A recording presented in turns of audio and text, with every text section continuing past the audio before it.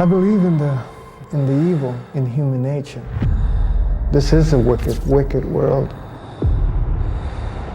In a wicked world, wicked people are born.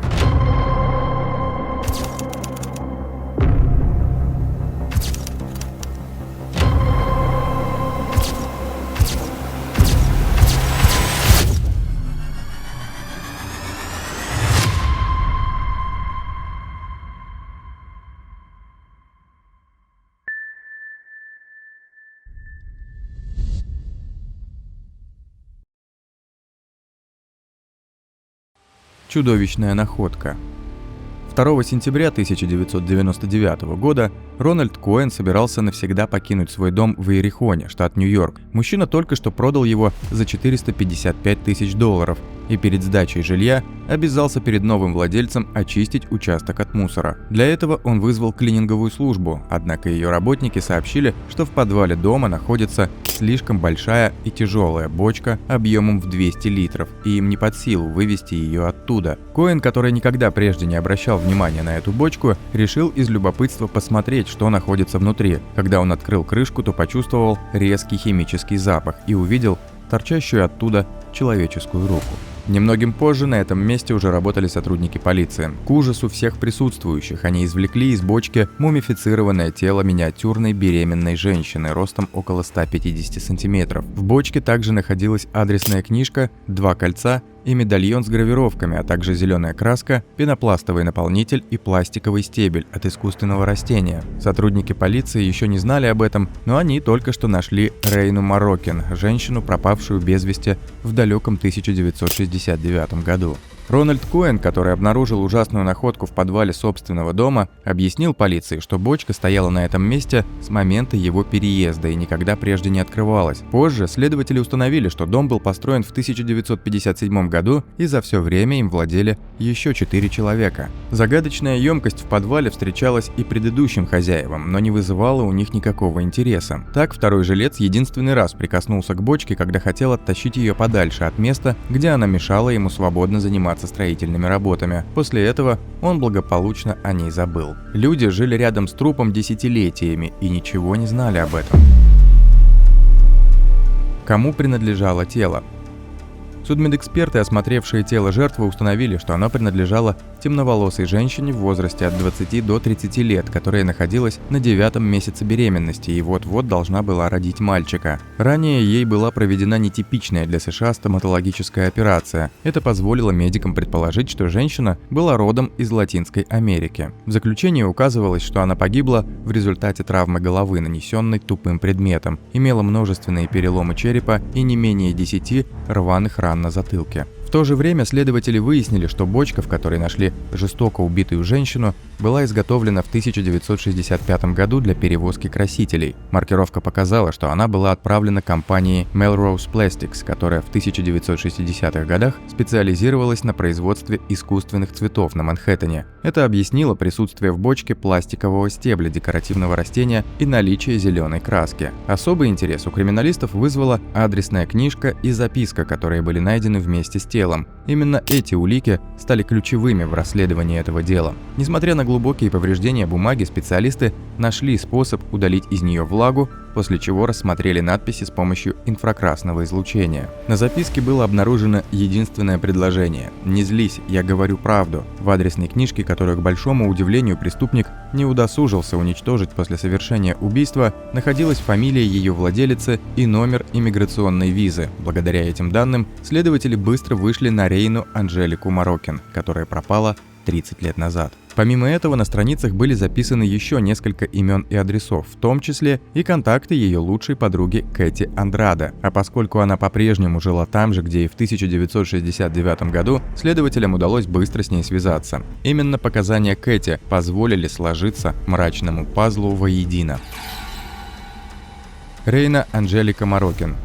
Как и предполагалось, Рейна Анжелика Морокин была латиноамериканкой. Она родилась в Сальвадоре в 1941 году и в 1966 эмигрировала в США в поисках лучшей жизни. Здесь она начала посещать уроки английского языка, на которых и познакомилась со своей подругой Кэти. По словам Андраде, Рейна была милой и целеустремленной девушкой, мечтала добиться успеха в индустрии моды и помимо английского изучала фэшн-дизайн в одной из школ Нью-Йорка. Параллельно с этим она работала на фабрике по производству искусственных цветов Melrose Plastics. Морокин была в восторге от США и местной культуры, но никогда не забывала о своей семье и на протяжении 3 лет регулярно писала родным в Сальвадор, делилась своими успехами и планами. Однако в какой-то момент ее письма внезапно перестали приходить. Никто, включая подругу, не мог связаться с девушкой. Кэти Андраде отметила, что заподозрила что-то неладное еще за несколько месяцев до исчезновения Рейны, поскольку девушка начала вести себя странно. Когда Кэти спросила ее, что случилось, то Рейна призналась ей, что беременна, но не назвала имени отца ребенка. Единственное, что смогла узнать Кэти, это то, что мужчина уже состоял в браке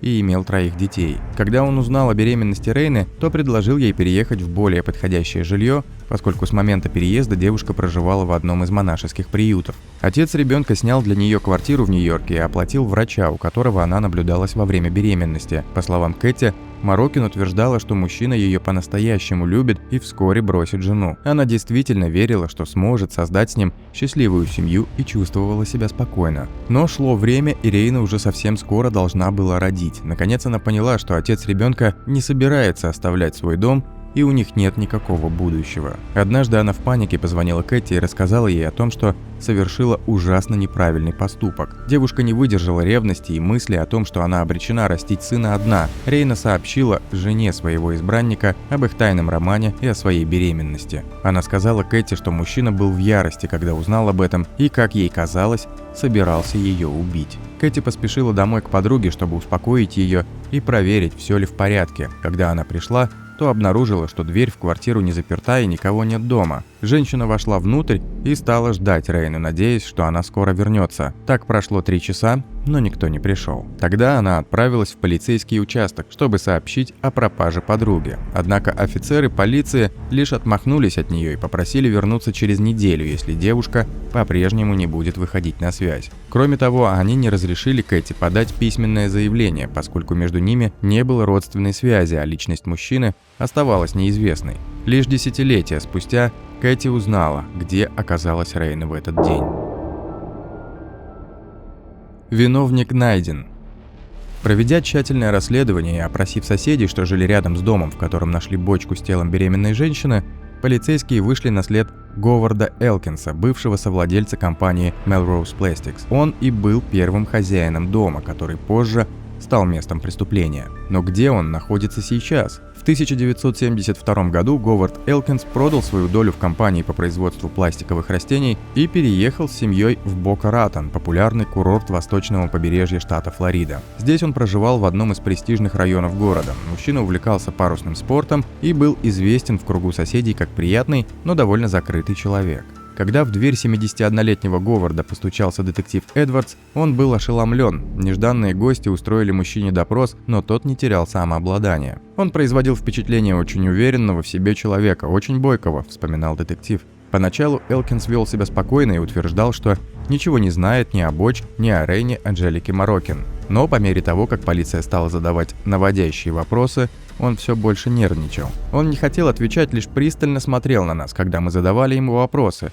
Трудные вопросы, вспоминал Эдвардс. В конце концов, Элкинс признался, что у него был роман с одной из сотрудниц своей компании, но заявил, что не помнит подробностей. Он не помнил ее имени, не мог описать ее внешность, говорил детектив Эдвардс. Наступил момент, когда мы спросили его, можем ли мы взять мазок из полости рта в качестве образца ДНК, но он отказался. В ответ полиция дала понять подозреваемому, что намерена продолжать работу. Главной их целью было получить ордер на проведение анализа на отцовство между ним и мальчиком, которого вынашивала убитая женщина.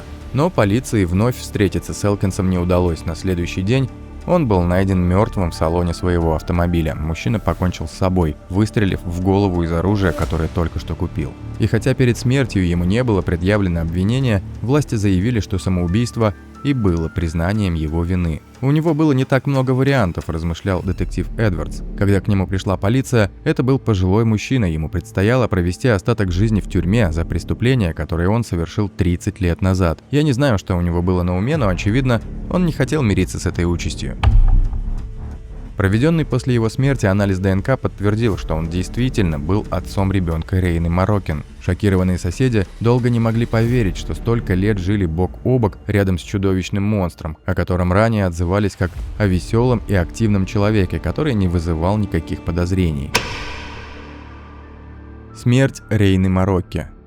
Следователи предположили, что в далеком 1969 году Элкинс убил свою беременную любовницу в порыве ярости, когда она рассказала его жене о романе на стороне. Неизвестно, могло ли убийство быть запланированным, или это вышло случайно, но травмы головы, которые он нанес Рейне, оказались несовместимы с жизнью. После чего Говард Элкинс, вероятно, собирался утопить тело женщины, предварительно поместив его в бочку и утяжелив емкость производственными отходами. Однако из-за тяжести, получилось около 200 килограммов, он не смог загрузить бочку на лодку, чтобы отплыть подальше, поэтому оставил ее в собственном доме, где она простояла до 1999 года и так и не вызвала подозрений у последующих жильцов. Останки Рейны Марокин были доставлены на родину в Сальвадор. Ее 93-летняя мать узнала правду о страшной судьбе дочери и после похорон, наконец, обрела свой покой. Через месяц она скончалась, выполнив перед этим свою последнюю миссию на Земле. Дорогие подписчики и гости канала, как вам кажется, почему при переезде